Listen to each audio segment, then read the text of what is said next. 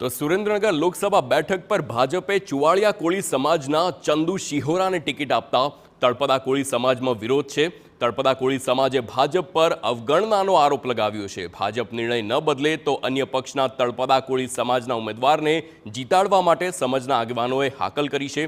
તળપદા કોળી સમાજના સંમેલનમાં પૂર્વ સાંસદ સોમાભાઈ ગાંડા અને પૂર્વ કોંગ્રેસી ધારાસભ્ય ઋત્વિક મકવાણા પણ હાજર રહ્યા હતા। સોમાભાઈ ગાંડાએ સ્પષ્ટતા કરી હતી કે ટિકિટ માંગવા નહીં જાય, પણ જો કોંગ્રેસ ટિકિટ આપશે તો તે જરૂરથી ચૂંટણી લડશે। ઋત્વિક મકવાણાએ પણ તળપદા કોળી સમાજના આગેવાનોની વાત કોંગ્રેસ મોવડી મંડળ સુધી પહોંચાડવાની ખાતરી આપી હતી।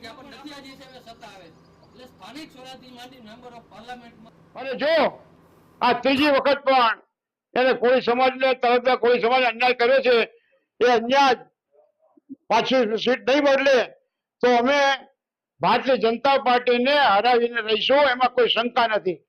સમસ્ત તળપદા કોઈ સમાજ સંગઠિત થયો છે અને આ વખતે એકે એક તળપદા કોઈનો મત ભાજપને નહીં મળે એના માટે બધા ભેગા થયા છીએ।